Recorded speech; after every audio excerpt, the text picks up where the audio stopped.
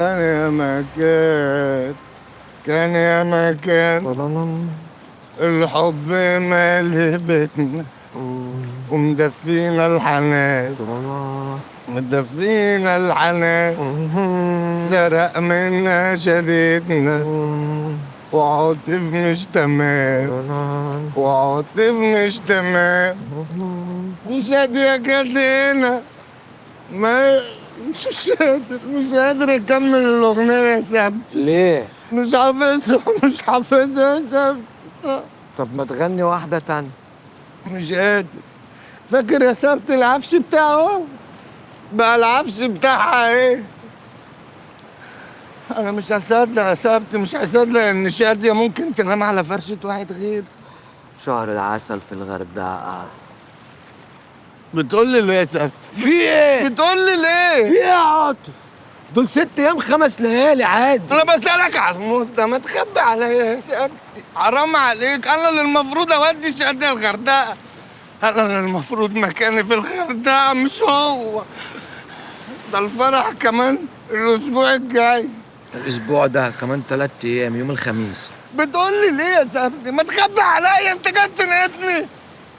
لا يا سبت، لا يمكن الفرح ده يتم، ولا يمكن يروحوا الغردقة من غيري. معايا يا صاحبي؟ معاك يا صاحبي.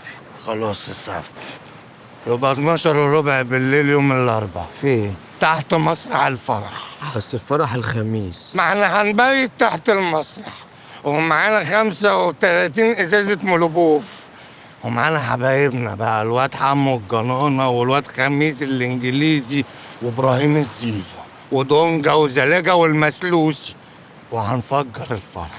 ما ينفعش. ليه ما ينفعش؟ عشان احنا ما نعرفش الاسامي اللي انت قلتها دي يا عاطف. احنا ادفع من كده بكتير، والعتاولة هيعرفوا يحموا اختهم. انا عرفت فين المشكلة يا سبت وفين حلها. فين؟ قول لي. انت المشكلة يا سبت اللي في حياتي. ايوه يا سبت، من ساعة ما عرفتك والدنيا واقفة. يا اخي ما تروح لحالك واروح لحالي، يمكن ربنا يكرمك وربنا يكرمني. لا لا، انا مش هسيبك يا صاحبي. ليه ما تسيبنيش يا سبت؟ يا سبت هي مش بتاعت مشاعر، هي انا بقول لك حل الحقيقي منه ان احنا عطلة في حياة بعض من ساعة ما عرفتك والدنيا مسدودة في وشنا. نقع مع بعض. مش عايز اقع يا سبت. لا ما تسيبنيش النبي. خلاص يا سبت، خلاص يا سبت، خلاص. مش هتمشي صح؟ خلاص مش همشي. قول والله. مش هحلف كده. شوف. لا خلاص يا سبت، خلاص اقعد يا سبت. ما تبص بعرف، قلت لك بعرف.